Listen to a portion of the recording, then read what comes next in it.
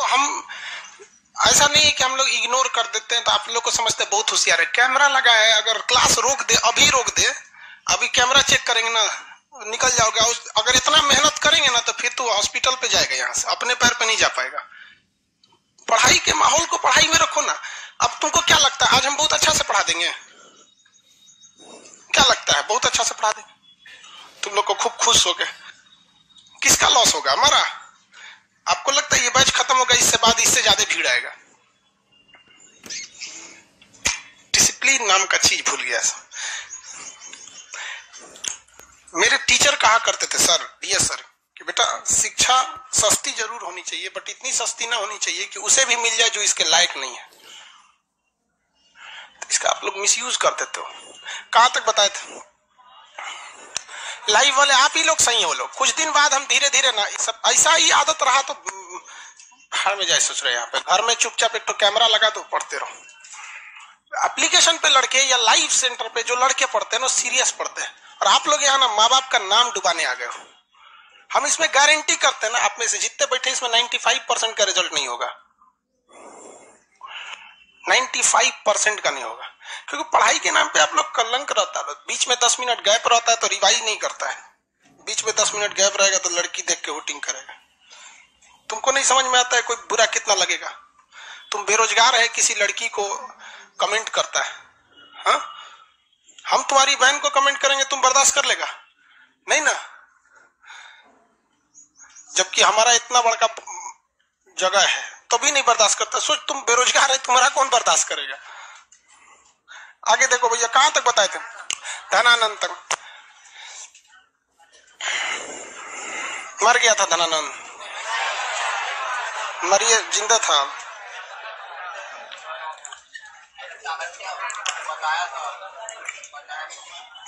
Start करते हैं हम लोग। लाइव वाले लोग, आप लोग देखो यार, यहाँ पे ना 2-4 तो होता है सब ना, पड़ोसी का होता है सब संपत्ति। अब बताओ यार, जिसके बाप की गलती है उसको हम कैसे सुधार सकते हैं? वो नहीं सुधार सकता। तो आप लोग कम से कम वो पड़ोसी वाला से बगल में रहिएगा, बच के रहेंगे आप लोग। दिमाग खराब कर दिया, ससुर नहीं पढ़ाएगा आदमी। अब कौन सा वंश था ये? नंद वंश। ये जगह कौन सा था भैया? मगध। मगध जगह कौन सा है? मगध राजवंश है ये जगह। और यहां से एंट्री कौन मार रहा था? सिकंदर। तो भैया सिकंदर जब यहां पर आक्रमण किया तो मगध में कौन सा वंश था? नंद वंश। कौन सा वंश था? सिकंदर की सेना क्या ब्यास नदी पार की थी? सिकंदर की नौसेना प्रमुख था नियारकस और थल सेना का प्रमुख था सेल्यूकस निकेटर। खुद एलेक्जेंडर निकेटर यानी सिकंदर अपनी सेना के साथ लौट गया। इराक में बेबीलोन में 323 ईसा पूर्व इसकी क्या हो गई? मृत्यु हो गई। शहर का नाम बेबीलोन। जो सिकंदर, इसके पिताजी का नाम फिलिप, इसके गुरुजी का नाम अरस्तु, अरस्तु के गुरु का नाम प्लेटो, उनके गुरु का नाम सुकरात। सुकरात को जहर देकर मार दिया गया था। बहुत बड़े दार्शनिक थे। उन्होंने क्या कह दिया था? उन्होंने कहा था कि जो देवी देवताओं को बलि चढ़ाया जाता है, जैसे मुसलमान में भी बलि दिया जाता है, हिंदू धर्म में भी किसी किसी जगह पे क्या जाता है? बलि दिया जाता है। तो वैसे ही उन्होंने भी कहा था कि ये सब चीजें गलत है, ये सब नहीं करना चाहिए। उनको टंगवा दिया फांसी, उन्हीं का बलि चढ़ा दिया। धार्मिक चीज बड़ी उठपटांग होता है। सोच रहा है यहाँ पे कुछ अच्छा बोलो चाहे खराब, मतलब नहीं है। तू बोला काहे रे, सीधे कर दो। तो ये सुकरात थे। सुकरात के चेला का नाम प्लेटो, प्लेटो के चेला अरस्तु, अरस्तु के चेला सिकंदर। तो गुरु का महान देखे बड़का बड़का ये सब, ये ग्रेड का पहले गुरु था सब। आजकल ना चेला उस तरह रह गया ना गुरु उस तरह रह गया, दोनों की गलती हो चुकी है। चेला भी वैसे ही रह गया ना आजकल का। चलिए देखिए, तो यहाँ पर सेल्यूक ये तो मर गए। अब एक बात बताइए, अभी भी तो यहाँ नंद वंश चल रहा है। नंद वंश के बाद ना आएगा मौर्य वंश। सिकंदर का आक्रमण मौर्य वंश से पहले हुआ या मौर्य वंश के बाद? मौर्य वंश से पहले। किसका आक्रमण हो गया? सिकंदर का। लेकिन ऐसा नहीं है कि सिकंदर भारत पर आक्रमण करने वाला पहला राजा था। सिकंदर भारत पर आक्रमण करने वाला पहला राजा नहीं था। सिकंदर से पहले जगह पड़ जाता था, ये पाकिस्तान है, यहाँ पर जगह का नाम है ईरान। अभी भी आप देख रहे हो बड़ा टेंशन से गुजर रहा है, हालांकि जो बाइडेन आए तो थोड़ा ठीक ठाक है। तो ईरान में हकमनी वंश था। कौन सा वंश था? हकमनी वंश। हकमनी वंश के शासक डेरियस। हकमनी वंश के शासक डेरियस। क्या नाम था? डेरियस। डेरियस। हकमनी वंश के शासक डेरियस प्रथम, इन्हें हम लोग दाएं बाहु कहते हैं। क्या कहते हैं? दाएं बाहु। इसने पहला आक्रमण किया, किंतु ये भी उतना सफल नहीं हुआ, यहाँ पर ही कुछ खास काम नहीं किया, लौट गया, इसलिए इसका कोई खास महत्वता नहीं है। तो आपसे कहेगा कि क्या भारत पर आक्रमण करने वाला पहला विदेशी सिकंदर था?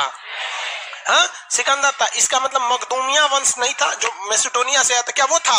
नहीं था। सिर्फ भारत पर आक्रमण करने वाला पहला वंश कौन था? हकमनी वंश। पहला वंश हकमनी वंश। हकमनी वंश कहाँ पे था भैया? ईरान। हकमनी वंश ईरान। हकमनी वंश कहाँ था? ईरान। हकमनी वंश के शासक कौन थे?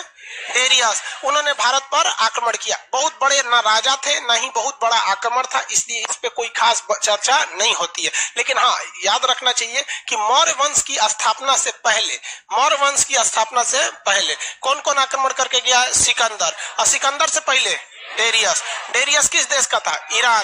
कौन सा वंश था? हकमनी वंश का। कोई बहुत बड़ा आक्रमण हुआ? नहीं हुआ। अब हम लोग सीधा एंट्री मारते हैं किधर पे? मौर्य वंश की ओर। अब देखिए, चाणक्य ने किसका फाइल निपटा दिया? सिकंदर का। किसका निपट गया? सिकंदर। अब चाणक्य के आगे अगला रास्ता क्या था? हाँ, धनानंद। चाणक्य के आगे अगला रास्ता धनानंद था। धनानंद को मारने के लिए इसने अपने सबसे प्रिय शिष्य किसे चुना? चंद्रगुप्त। चंद्रगुप्त मौर्य को।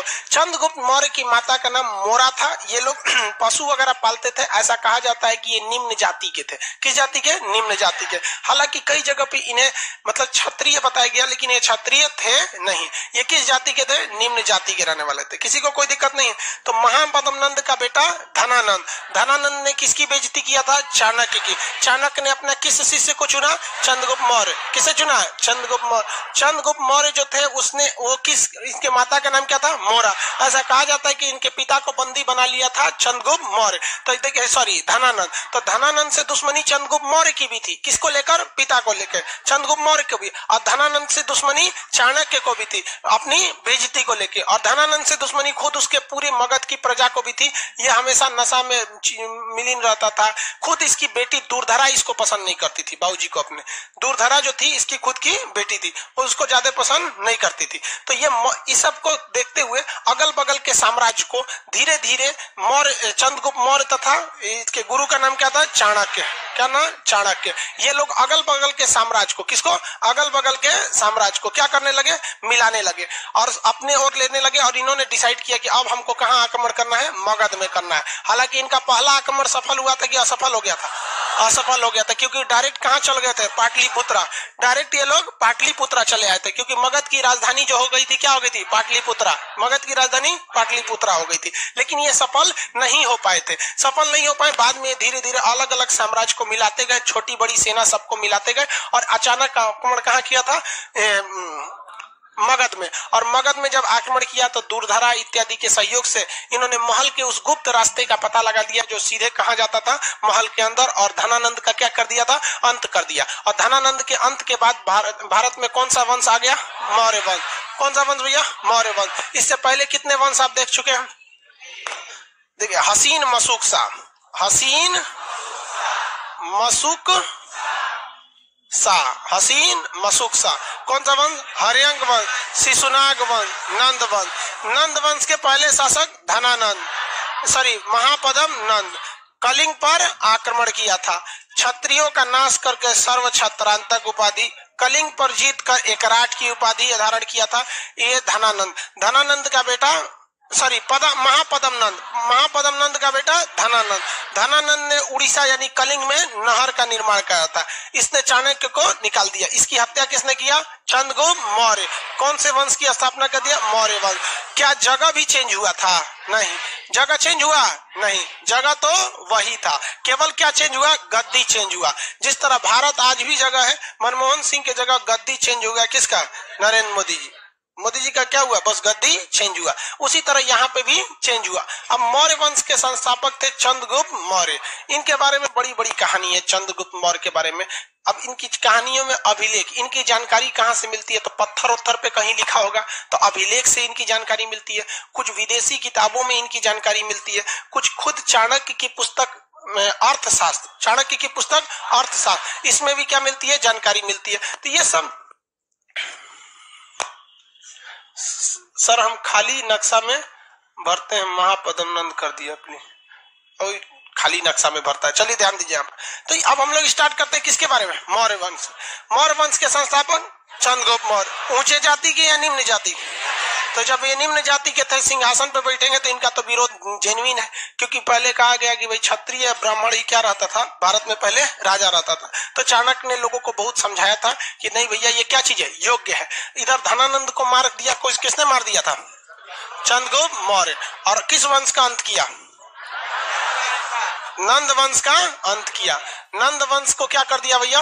अंत कर दिया। नंद का समापन। कौन सा वंश? मौर्य वंश। राजा का नाम चंद्रगुप्त। चंद्रगुप्त मौर्य। मौर्य वंश की स्थापना किया। अब जरा थोड़ा सा फ्लैशबैक में चलते हैं। यहाँ आक्रमण किसने किया था? सिकंदर। किसने किया? सिकंदर। कब किया था? 326 ईसा पर। राजा उस समय कौन था? धनानंद। राजा धनानंद। क्या वो धनानंद को आक्रमण करने के लिए ब्यास नदी को पार किया था? नहीं, ब्यास नदी को पार नहीं किया। किसी को कोई दिक्कत नहीं है, आगे बढ़ जाए। लेकिन जब ये लौटा था तो इसका थल सेना प्रमुख जो था सेल्यूकस निकेटर और नौसेना प्रमुख नियारकस। नियारकस को कोई ऐतराज था? नहीं। ऐतराज किसको था? सेल्यूकस निकेटर को। वो थोड़ा थोड़ा भांप रहा था कि यहाँ पे कुछ न कुछ क्या हो रहा है, गड़बड़ हो रहा है। तो लौट कर आया कौन? Seleucus Nicator. कौन आया? Seleucus Nicator. लौट के आया सेल्यूकस निकेटर। ये लौट कर आया और यहां जब देखा लौट कर आया और इसने ब्यास नदी को पार कर गया ससुरा। यहां पर क्या कर गया बहू? ब्यास नदी को पार कर गया यहाँ पे। अब यहाँ आया तो उसको लगा कि यहाँ शासक कौन होगा? धनानंद होगा। लेकिन यहाँ तो हो गया गड़बड़। ब्यास नदी को पार किया तो यहाँ कौन वंश मिल गया? मौर्य वंश। मौर्य वंश का राजा चंद्रगुप्त मौर्य बहुत ही योग्य, ईमानदार, कर्मठ था। दूसरा, इसका खुद का प्रधानमंत्री चाणक्य। खुद का प्रधानमंत्री कौन था? चाणक्य। वही चाणक्य जो इनके अब्बा को यहाँ से भेज दिया था, सिकंदर को भेज दिया था। तो सोचिए क्या इस बार सेल्यूकस निकेटर जीत सकता है? हेलने का तो हेल गया यहाँ पर। लेकिन दिक्कत ये थी कि इसको ये बात का किसी ने बता दिया कि भैया यहाँ चंद्रगुप्त मौर्य के पास बहुत ज्यादा हाथी हैं सब। तो इसने भी अपनी सेना में क्या लेके आया था? हाथी लेके आया था। ये बात पता चल गई चंद्रगुप्त मौर्य के प्रधानमंत्री यानी चाणक्य को कि ससुरा हाथी लेके आया है। तो युद्ध का माहौल बनाने से पहले ये लोग थोड़ा सा समय कर लिए, घेर लिए इत्यादि को पूरी तरह से, और बरसात का दिन का इंतजार किया और युद्ध को उस डायरेक्शन में ले गए जिधर पानी भर जाता है। अब जब पानी भर जाएगा ना तो उसमें चंद्रगुप्त मौर्य ने अपनी फौज में जो बहुत सारे मात्रा में घोड़े को रखा था। चंद्रगुप्त मौर्य ने क्या रखा? घोड़ा। घोड़ा ससुरा पानी हिल जाता है, बढ़िया से दौड़ जाता है, थोड़ा थोड़ा पानी में एकदम आराम से दौड़ जाता है, और हाथी बिछला के गिर जाती। अब ससुरा हाथी गिरेगी तो उठने में 10 मिनट टाइम लगेगा। भाई अब समझ लीजिए हम लोग मतलब पतला दुबला आदमी, हम लोग अगर गिर गए तो फटाक से उठ जाएंगे। कोई 2 कुंटल का है, उठ पाएगा? जल्दी नहीं उठ पाएगा। तो इसमें सोचा हाथी उसकी फंस गई। दूसरा, चंद्रगुप्त मौर्य ने अपनी, ये तो पूरी तरह षड्यंत्र में था, अपनी फौज में इसने स्वतंत्र घोड़ों को रखा था, घोड़ा वगैरह। सचुरा रथ लेके आए थे, महाभारत लड़ रहे रथ लेके आए। अरे महाभारत का रथ या धनुष, वो धनुष में ताकत नहीं थी ना रथ में। मेन युद्ध महाभारत मंत्रों पे था। वो तो बिना तीरे का दुकान मंत्र पढ़ते थे लोग तो खतरनाक को तीर निकल जाता था, ले आए जा। वो मंत्र का लड़ाई था महाभारत, वो शक्ति प्रदर्शन थोड़ी था। कहने के लिए वो शस्त्र की लड़ाई थी, लेकिन उसमें ज्यादा प्रयोग शास्त्र का हुआ था। शस्त्र का प्रयोग, अब किसी को मंत्र नहीं आ रहा है, ले आ नहीं लकड़िया वाला तीर मारा ये मरा के खत्म हो गए रहते महाभारत में। यहाँ पे तो ये रथ लेके आए थे। आओ सचरा घेरा उड़ा के मर गया। यहाँ पूरी तरह इसकी सेना मरने लगी और पूरी तरह से कौन कर रहा है कि सर महापद्मनंद छूट गया। देखो इसको एप्लीकेशन वाले को, लोल को महापद्मनंद नहीं पढ़ाए हैं, मैंने चंद्रगुप्त मौर्य ऐसे चलाया। कल बताए एक सर्व छत्रांतक रात की बात, एक एप्लीकेशन वाला है सब कर्म फोर ठीक रहता है सब। अपने नहीं रहेगा तो नाच ना आया आंगन टेढ़ा, सीधे जो चीज समझ में नहीं आएगा। सर नहीं पढ़ाए थे आप। सेल्यूकस निकेटर यहाँ जीत रहा था, यहाँ रहा था, बहुत बुरी तरह फंस गया। कौन? Seleucus Nicator. और जीत कौन रहा था? चंद्रगुप्त मौर्य। चंद्रगुप्त मौर्य मने मन सोचा, तोरे अब्बा को हराए थे सिकंदर को, अब की तोर बारी है। अब सेल्यूकस निकेटर फंस गया। यहां सेल्यूकस निकेटर की हालत ऐसी थी कि 1-2 दिन लड़ाई और चल जाती तो सेल्यूकस निकेटर युद्ध में हार जाता और मारा जाता। इसलिए इसने अपनी बेटी कार्नेलिया को आगे कर दिया। आओ बहुते सुंदर एकदम बाल उल खोल के लहरा के तलवार लेके निकली आई। चंद को मार देगा।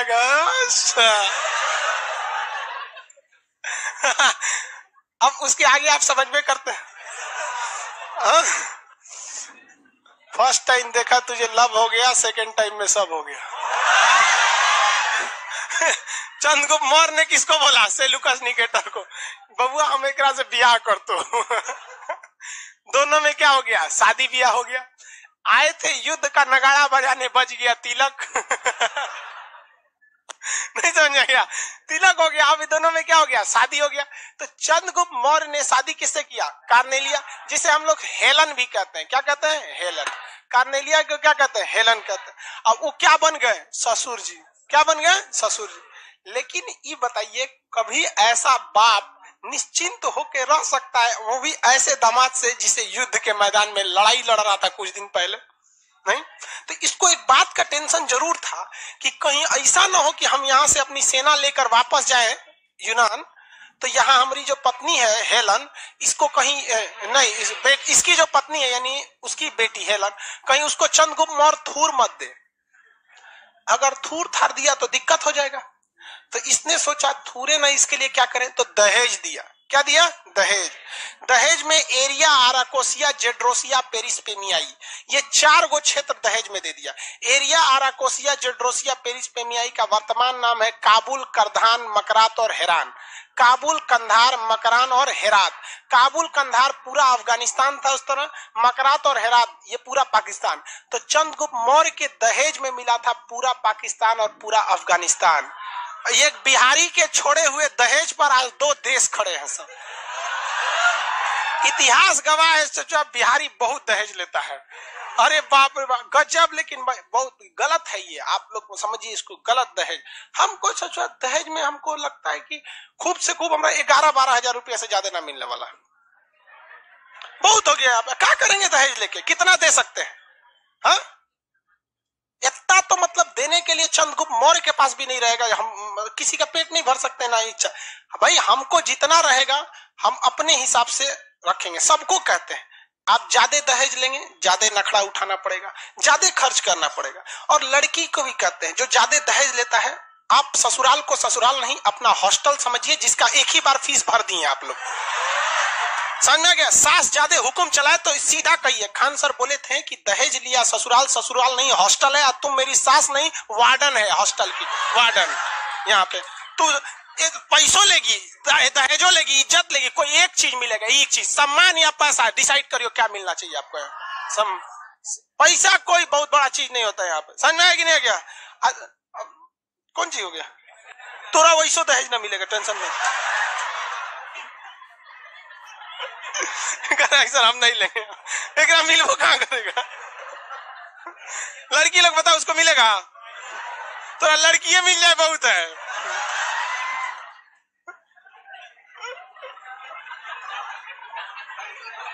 चलो इधर देखो, ध्यान दो। दहेज नहीं लेना चाहिए, गलत बात है यहाँ पे। खुद से इतना काम है। देखिए लड़की सब को भी भाई, देखिए लड़की सब में भी क्या कहे, लड़का का ही एक तरफा गलती नहीं होता है दहेज में। लड़की रहेगी ग्रेजुएशन हिस्ट्री ऑनर से, और उसको पता नहीं है कि पानीपत की तृतीय लड़ाई कब हुई थी, और उसको लड़का चाहिए सरकारी नौकरी वाला। दहेजवा मेन यहाँ से शुरू होता है। बेरोजगार हो, बेरोजगार से शादी करो, दहेज मांगने की झंझटें नहीं है। नौकरी है, नौकरी वाले से करो, नहीं मिलेगा। लेकिन जब आप रहिएगा पहली कक्षा में और सोचिएगा 7वीं कक्षा में, मतलब अपने से ऊपर वाले में लगेगा, भाई पैसा लगबे करेगा, जेन्युइन है, पैसा लगेगा। आप उस कैटेगरी के रहिए, कोई दिक्कत नहीं है। नहीं समझ में आएगा? लड़कियों सब में नहीं होते सब, अपने कुछ ना पता रहता है। लड़का चाहिए हमको एकदम सरकारी नौकरी। सरकारी नौकरी मिले करेगा सरकार।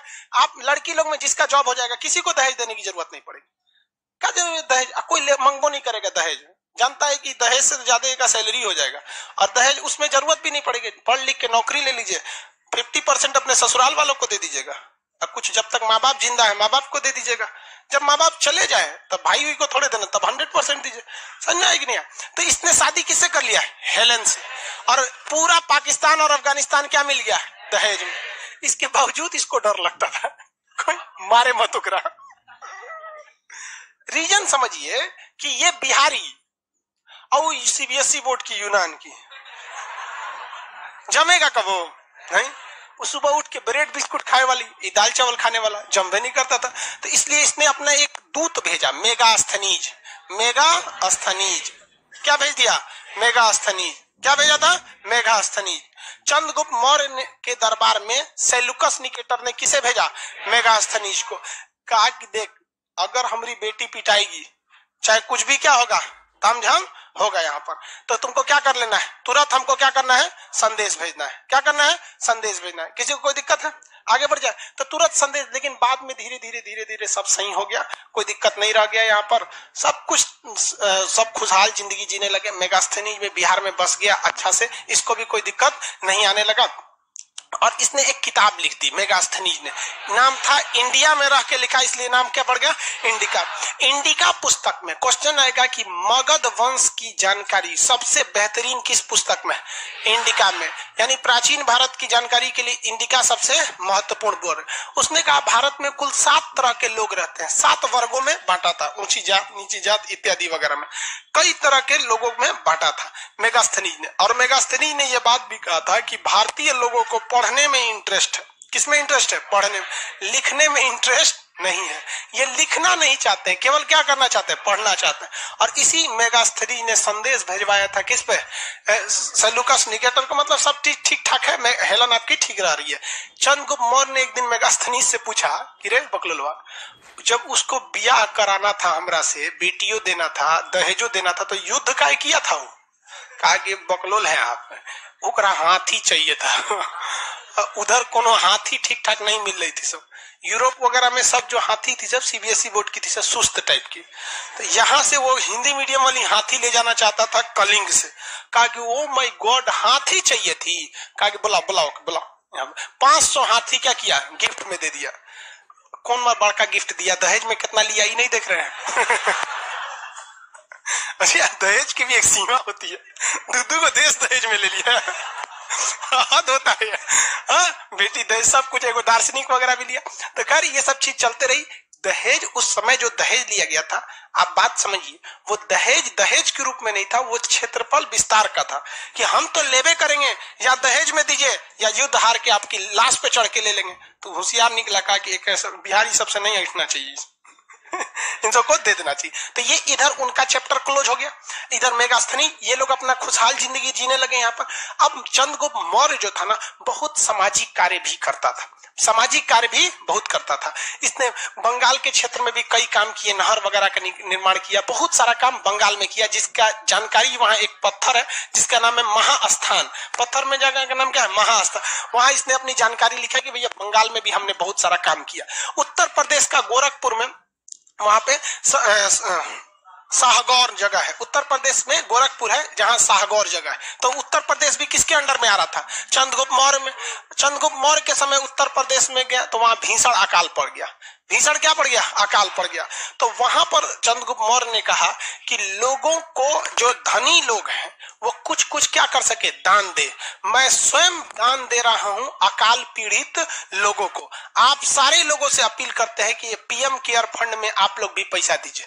नरेंद्र मोदी जी ने डोनेट वाला बात निकाला था ना, चंद्रगुप्त मौर्य से निकाला था कि आप सब लोग डोनेट कीजिए, हम भी डोनेट कर रहे हैं। तो चंद्रगुप्त मौर्य ने अकाल के समय लोगों की मदद करने के लिए, अकाल के समय मदद करने के लिए जो जानकारी दिया, वो किस अभिलेख से मिला है? शाहगौर अभिलेख। कौन सा अभिलेख? शाहगौर। अकाल में दिए गए राहत सामग्री की जानकारी किस अभिलेख से मिला? शाहगौर। शाहगौर अभिलेख यूपी के कहां पर है? गोरखपुर। गोरखपुर का शाहगौर अभिलेख किसने बनवाया? चंद्रगुप्त मौर्य। अभिलेख का मतलब क्या होता है? पत्थर पर लिख देना। पत्थर पर क्या कर देना? लिख देना। किसी को कोई दिक्कत नहीं यहाँ पर। चंद्रगुप्त मौर्य ने कौन से धर्म को अपनाया था? चंद्रगुप्त मौर्य ने जैन धर्म को अपनाया था। किसके नेतृत्व में? स्थूल बाहु या भद्र बाहु? भद्रबाहु के नेतृत्व में अपनाया था। किसके नेतृत्व में? भद्रबाहु। चंद्रगुप्त मौर्य का जो साम्राज्य था वो केवल पूरब या मध्य भारत में नहीं था, बल्कि इवन की गुजरात में भी था। कहां पर था? गुजरात में था।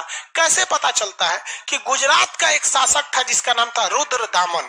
गुजरात का एक शासक था जिसका नाम था रुद्रदामन।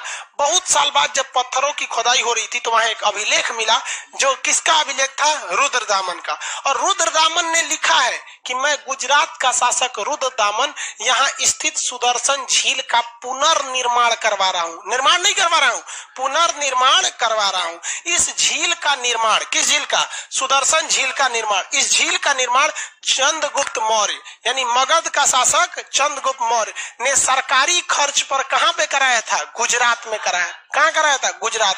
इसका मतलब ये पता चलता है कि चंद्रगुप्त मौर्य का साम्राज्य पूरब में बंगाल तक था कि नहीं था? अब पश्चिम में गुजरात तक, और दहेज में तो एक दो ले लिया था।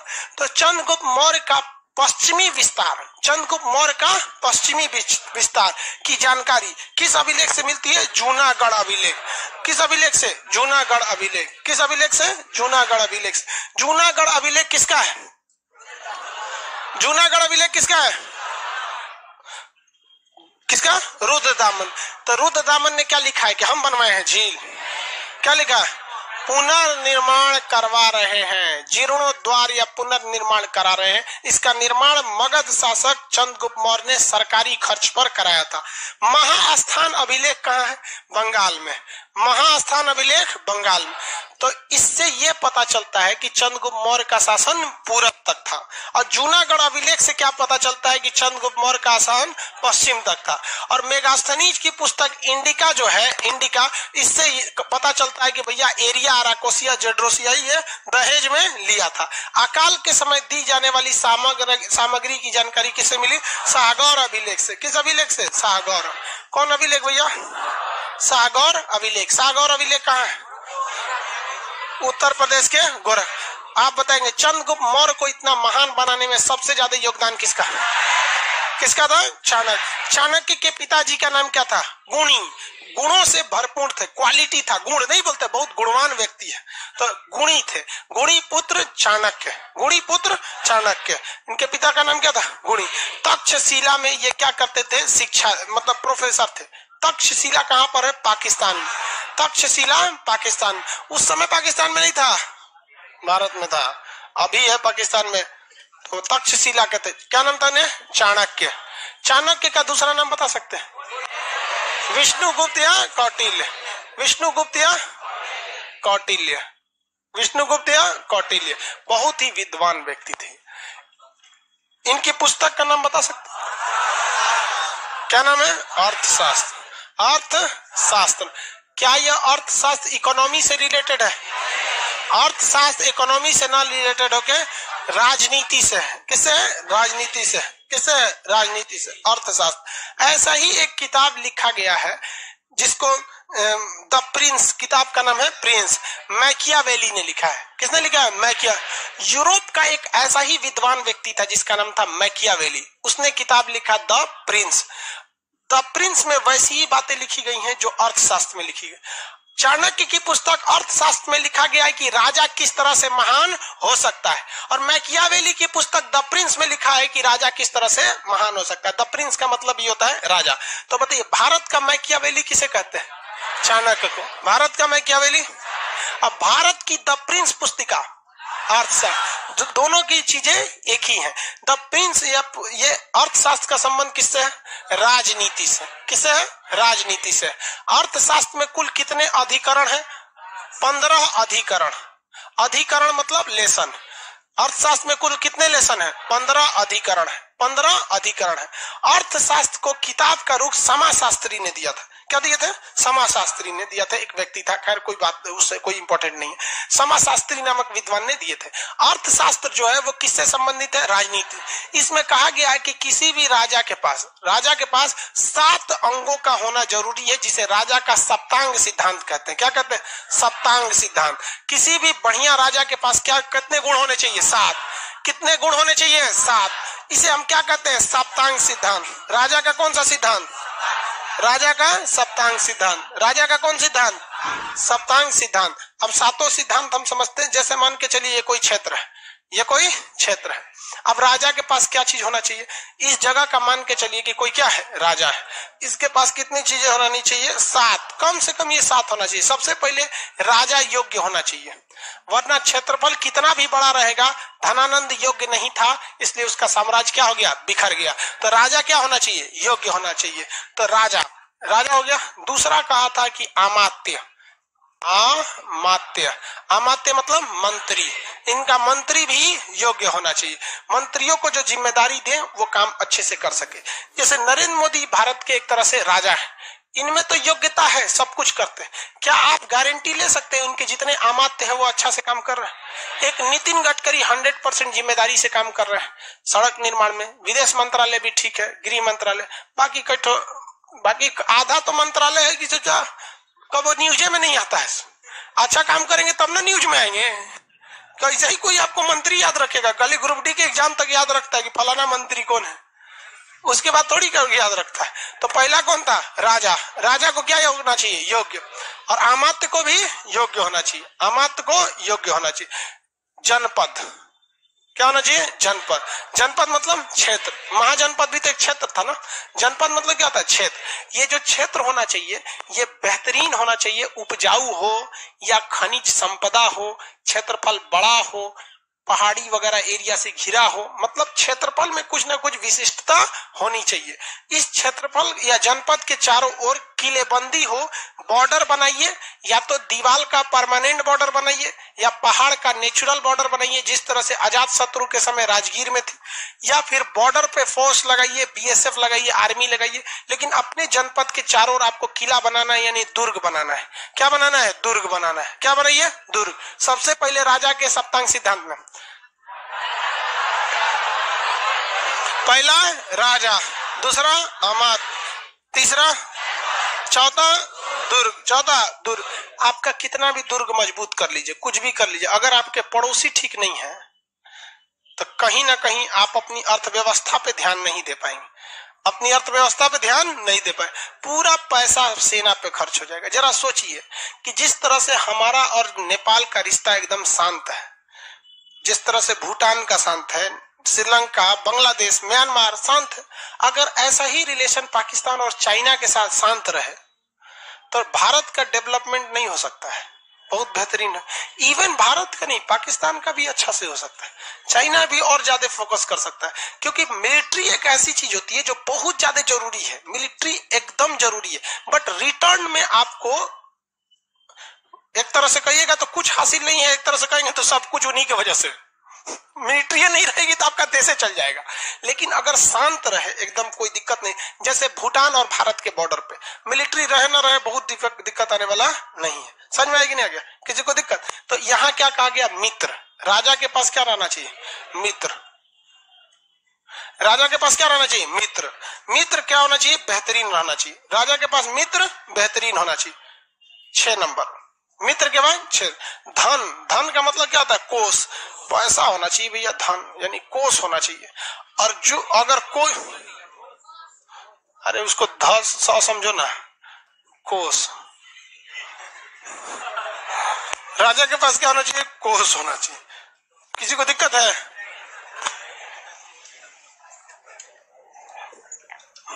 राजा के पास क्या होना चाहिए? कोष। उसके बाद क्या होना चाहिए? दंड, न्याय। बहुत खतरनाक न्याय व्यवस्था होना चाहिए। न्याय इतना खतरनाक होना चाहिए कि मतलब व्यक्ति को डर लगे अपराध करने से पहले। कुछ सऊदी अरब वगैरह, खैर वहां का राजा बहुत जालिम होता है। एक तो वीडियो बनाए थे सऊदी अरब के राजा पे, देखते हैं। एक तो सबसे बड़ा का खराब लगता है इन सब को, या 4 गो 5 गो 6 गो ब्याह करता है, संभालता कैसे होगा सही सब? तनी भारत के महिला से कर ले 4 गो ब्याह, देखो ना ब्रेन हेमरेज ना हो जाए तो कहेगा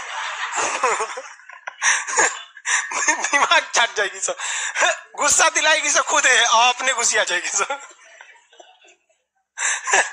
हमको लगता है कि वहां का लड़की सब बहुत सीधा होती होगी। भारत में कोई कर पाएगा 4 गो ब्याह?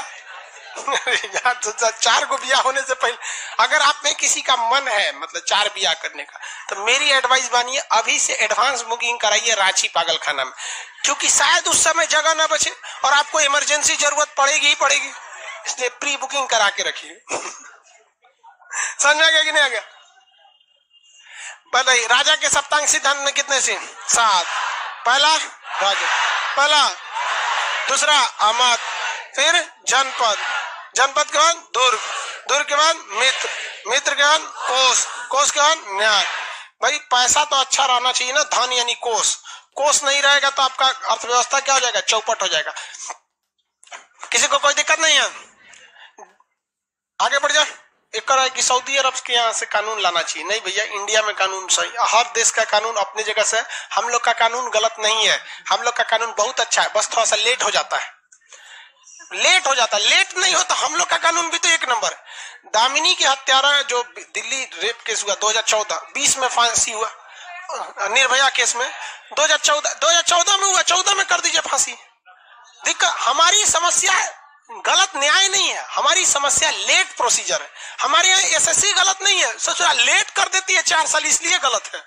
समझ आ गया कि नहीं? हर चीज का एक टाइमिंग रहना चाहिए ना। यहाँ पे ये समझ में आ गया राजा के सप्तांग सिद्धांत, अर्थशास्त्र वगैरह सब कुछ समझ में आ गया आप लोग को? किसी को कोई दिक्कत नहीं है अर्थशास्त्र के सिद्धांत में? आगे बढ़ जाते हैं अर्थशास्त्र के सिद्धांत में। चंद्रगुप्त मौर्य अर्थ इनके चाणक्य के ही देखरेख में शासन करता था। अंतिम समय में चंद्रगुप्त मौर्य ने कौन सा धर्म अपना लिया था? जैन धर्म।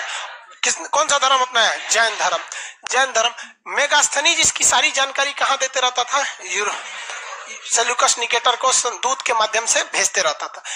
इसी तरह यूनान में एक शासक, एक लेखक था, उसका नाम था जस्टिन। जस्टिन ने अपनी किताब में लिखता है कि भारत में सेंड्रोकोटस एक बहुत महान शासक है। उसने अपनी किताब में लिखता है, देखिए ध्यान से, भारत का एक सेंड्रोकोटस शासक बहुत महान है, वो मगध का शासक है, उसके प्रधानमंत्री का नाम चाणक्य है, वो जैन धर्म को अपनाता है, वो बहुत ही योग्य शासक है। सोच चंद्रगुप्त मौर्य की जगह वो क्या लिख रहा है? सेंड्रोकोटस। सेंड्रोकोटस अब भारत के लोग कर रहे, भारत में तो कौन सेंड्रोकोटस है नहीं। तो एक इतिहासकार था जो यूनान का भी इतिहास लिखता था और भारत का भी इतिहास लिखता था।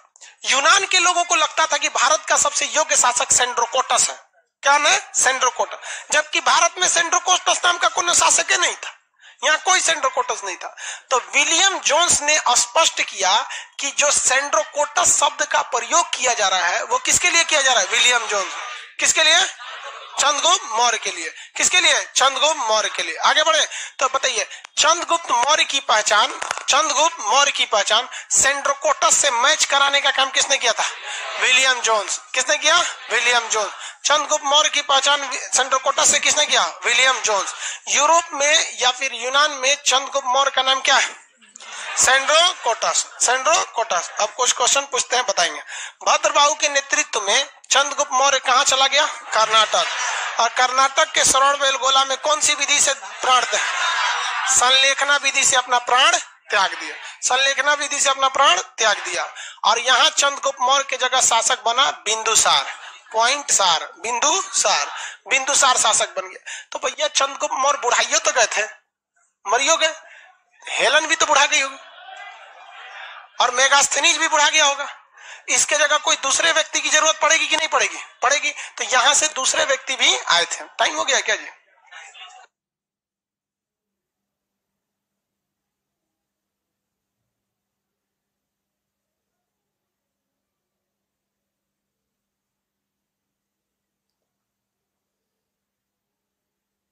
लाइव पटना वाला बहुत हल्ला करता है, पता नहीं कौन दुनिया का रहता है। 2 दिन छुट्टी करके 2 दिन का क्लास एप्लीकेशन पे डाल देंगे, 2 दिन यहाँ मिलवे नहीं करेगा। हर बैच को बार बार समझाएंगे। चंद्रगुप्त मौर्य ने अपनी जो प्राण त्यागा था किस विधि से? संलेखन। कहां पर? कर्नाटक। कर्नाटक के कौन सा पर्वत? श्रवणबेलगोला। कौन सा? श्रवणबेलगोला। कौन पर्वत? श्रवणबेलगोला। कहां पर है? कर्नाटक में। चंद्रगुप्त मौर्य के बाद अगला शासक कौन बना? बिंदुसार। अगला शासक बिंदुसार। बिंदुसार भी एक योग्य शासक था लेकिन उतना महान काम नहीं कर पाया था बिंदुसार। चंद्रगुप्त मौर्य स्टार्ट करते हैं लोग। चंद्रगुप्त मौर्य ऊंचे जाति या नीचे जाति? चंद्रगुप्त मौर्य की माता का नाम, इनके पिता को बंदी बनाया था धनानंद। चंद्रगुप्त मौर्य की शिक्षा कहाँ पे हुई थी? तक्षशिला वर्तमान में किस देश में है? पाकिस्तान में है। चंद्रगुप्त मौर्य के किस अभिलेख से अकाल के समय राहत की जानकारी मिली? सागौर अभिलेख। कौन सा? किस अभिलेख से चंद्रगुप्त मौर्य के पूर्वी शासन की जानकारी मिलता है? महास्थान। कहाँ पर है ये? बंगाल। किस अभिलेख से चंद्रगुप्त मौर्य के पश्चिमी साम्राज्य की जानकारी मिली? जूनागढ़ अभिलेख। जूनागढ़ अभिलेख क्या चंद्रगुप्त मौर्य का है? किसका है? रुद्रदामन। किसका है? रुद्रदामन का है। चंद्रगुप्त मौर्य ने किससे युद्ध लड़ा था? दो युद्ध लड़ा। पहले गद्दी पाने के टाइम धनानंद से, और गद्दी के बाद सेल्यूकस निकेटर। सेल्यूकस निकेटर ने चंद्रगुप्त मौर्य को कितने क्षेत्र दहेज में दिए थे? एरिया, आराकोसिया, जेड्रोसिया, पेरिसमेमियाई। एरिया, आराकोसिया, जेड्रोसिया, पेरिसमेमियाई। एरिया, आराकोसिया, जेड्रोसिया, पेरिसमेमियाई। एरिया, आराकोसिया, जेड्रोसिया, पेरिसमेमियाई। किसी को कोई दिक्कत नहीं है? आगे बढ़ जाए। यहाँ पे चंद्रगुप्त मौर्य कौन से धर्म को मानता था? चंद्रगुप्त मौर्य के प्रधानमंत्री का नाम? चाणक्य की पुस्तक का नाम? अर्थशास्त्र का संबंध किस विषय से है? अर्थशास्त्र में कितने अधिकरण है? 15 अधिकरण है। कितने अधिकरण है? अर्थशास्त्र में अधिकरण की संख्या 15। किसी को कोई दिक्कत नहीं है? अर्थशास्त्र में कितने अधिकरण? 15। अर्थशास्त्र के अनुसार राजा के सप्तांग सिद्धांत में कितने विषय? 7। कौन कौन? पहला राजा, दूसरा मंत्री, तीसरा जनपद, चौथा दुर्ग, पांचवा मित्र, छठवा, सातवां दंड। एकदम भयानक न्याय दीजिए, एकदम थूर थार के रद्द कर दीजिए। अगर किसी को गलती पर सजा नहीं देंगे तो उसका मन बढ़ जाएगा। इसके दरबार में कौन आया था? मेगास्थनीज ने भारतीय समाज को कितने भाग में? 7। भारतीय समाज को लिखने में ज्यादा दिलचस्पी थी या फिर पढ़ने में? चंद्रगुप्त मौर्य ने किसे 500 हाथी दिए थे? Seleucus Nicator. सेल्यूकस निकेटर की बेटी का नाम हेलन, का दूसरा नाम कार्नेलिया। चंद्रगुप्त मौर्य के दरबार में आए मेगास्थनीज की पुस्तक का नाम? इंडिका पुस्तक से किस वंश की जानकारी मिलती है? मौर्य वंश। मौर्य वंश किस वंश के पतन के बाद आया था? नंद वंश। तो मौर्य वंश जब आप पढ़ेंगे तो नंद वंश का पतन भी पढ़ना पड़ेगा। विशाख दत्त एक बहुत ही बड़े प्रसिद्ध लेखक थे। उन्होंने एक पुस्तक लिखा था मुद्रा राक्षस। विशाख दत्त की पुस्तक मुद्रा राक्षस। विशाख दत्त की पुस्तक मुद्रा राक्षस में कहा गया कि किस तरह से धनानंद के पाप का अंत हुआ और किस तरह से चंद्रगुप्त मौर्य के शासन का उत्थान हुआ। तो धनानंद की जो मतलब पतन है और चंद्रगुप्त मौर्य का उदय है, इसकी जानकारी विशाख दत्त की पुस्तक मुद्रा राक्षस। विशाख दत्त की पुस्तक मुद्रा राक्षस। किस इतिहासकार ने बताया था कि जो सेंड्रोकोटस है वही चंद्रगुप्त मौर्य है? William Jones. संलेखना विधि से प्राण त्याग किए कर्नाटक के किस पर्वत पर? श्रवणबेलगोला। कब इन्होंने प्राण त्यागा? 298 ईसा पूर्व। इनके बेटा का नाम?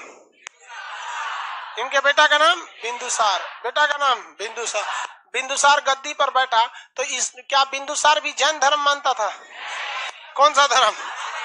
आजीवक संप्रदाय। ये बता दिए थे संप्रदाय में। कौन सा संप्रदाय? आजीवक संप्रदाय। बिंदुसार के कितने बेटे हुए? 2। नजायज की बात नहीं कर रहे हैं, 2 ओरिजिनल बेटे, सुसीम और अशोक। सुसीम कुछ खास काम नहीं किए, अशोक बहुत काम किया। अशोक के बारे में पढ़ना बहुत ज्यादा है। इसको हम लोग कब क्लास करेंगे? कल। आज के लिए इतना है। आराम से निकलिए, डिसिप्लिन